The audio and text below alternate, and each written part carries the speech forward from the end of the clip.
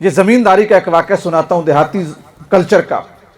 پہلے زمانے میں کوئی زمیندار تھا تو وہ ہل چلاتا تھا، تو اس کا ایک جو بیل ہے نا، ایک داند ایک ڈھگا ذرا کمزورا ہو گیا، اس نے 5 روپے اپنی بیوی کو دیے، 5 روپے، اور کہا بھلیے لو کہ یہ 5 سنبھال لے، میرا ایک داند کمزور ہے، شاید مجھے کسی وقت خریدنا پڑ جائے تو میں تجھ سے پیسے لے لوں گا اور جا کے داند لے آؤں گا۔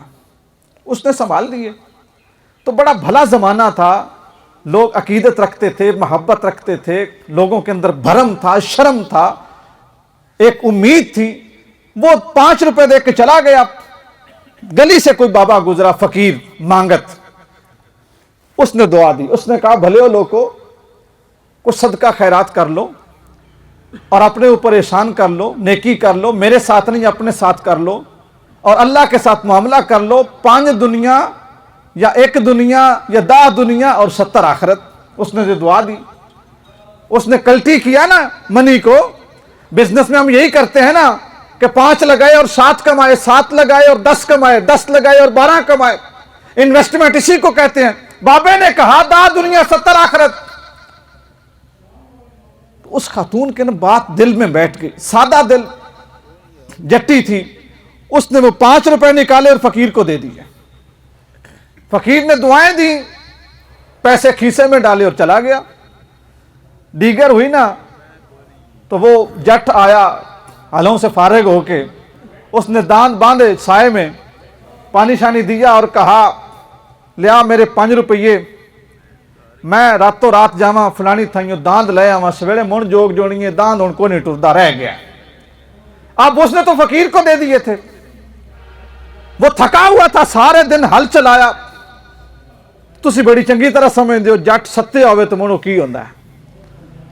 اب جب وہ ڈھونڈنے لگی نا، کبھی ایک وچھونا ویکھے، کدی دروگڑ ویکھے، کدی کدائیوں ویکھے، کدی لونکی ویکھے، کدی کوئی دراز، کدی کوئی دراز، تو ظاہر ہے اس نے تو دے دیے ہوئے تھے، وہ تو اس کو ملا رہی تھی کہ اب اس نے مانگ لیے ہیں اور میرے پاس ہے نہیں، پتہ نہیں یہ کیا کرے۔ وہ تھوڑی دیر اس کو پانی پلایا، دودھ دیا، کھانا دیا، ٹھنڈا کیا، ڈھونڈتی رہی، نہ ملے، لیکن اس کو تو بڑا غصہ تھا۔ اس نے اس خاتون کے اوپر تشدد کیا، اسے مارا پیٹا، زخمی کر دیا، یا جو بھی آپ مجھ سے اچھی طرح جانتے ہیں کہ کس طرح ہوتا ہے۔ اس نے وہ کیا، وہ بیچاری مار کھا کے چپ کر کے بیٹھ گئی، رات گزر گئی۔ اب صبح پھر وہ تھکی ہاری اپنی جوگ لے کے ہلوں کو چلا گیا، اور وہ بیچاری پریشان کہ اب میرے ساتھ یہ کیا ہوا ہے، میں نہ پیک کے بتا سکتی ہوں کیونکہ قصور تو میرا ہے۔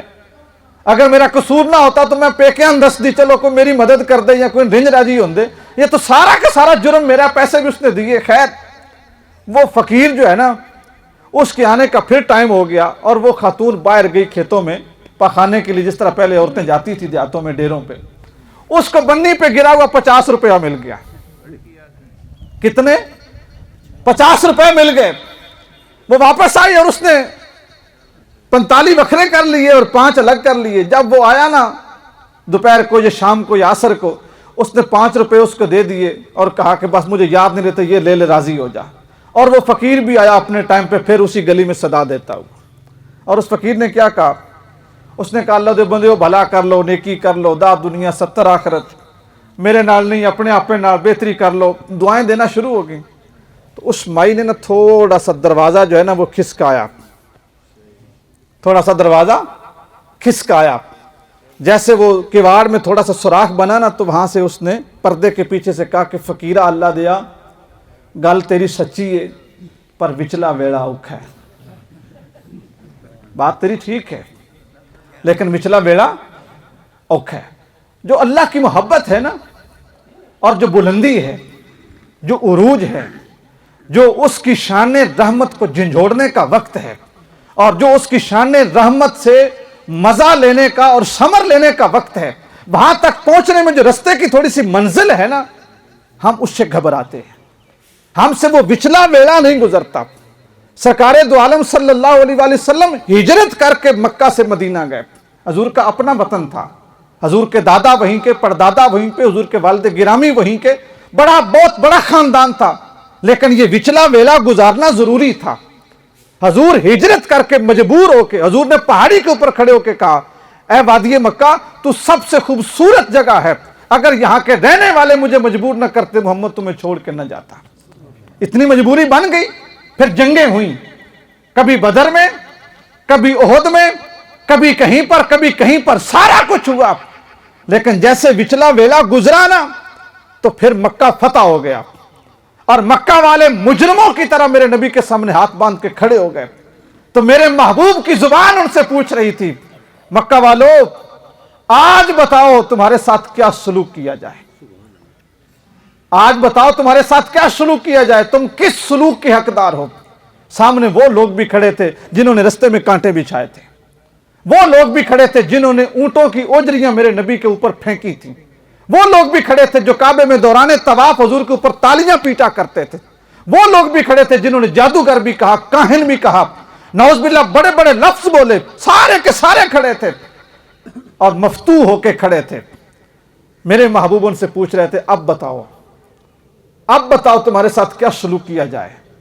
तो उन लोगों ने यही कहा, ऐ मोहम्मद हमारे साथ वही सलूक करो कि जब कोई करीम किसी कौम के ऊपर गालिब आ जाए, वो जो अपनी मखलूक के साथ, अपनी कौम के साथ सलूक करता है वही सलूक करो। तुम करीम हो, तुम्हारे बाप करीम है, तुम्हारे दादा करीम है। तो मेरे महबूब सल्लल्लाहु अलैहि वसल्लम की शान क्या थी, ममा अरसलनाका इल्ला रहमतल लिल आलमीन। हजूर ने सारी जिंदगी अपनी तलवार को किसी दुश्मन के खून से रंग नहीं होने दिया। इस्लाम भी फैलता चला गया, लेकिन सरकार की तलवार से एक शख्स भी कत्ल नहीं हुआ। सरकार ने फरमाया, मक्का वालों तुमने जो किया था वो तुम्हारा अमल था, मोहम्मद अरबी तुम सबको अमान देता है। क्यों? मेरे अल्लाह ने मुझे अपनी रहमत का शाहकार बना के भेजा है।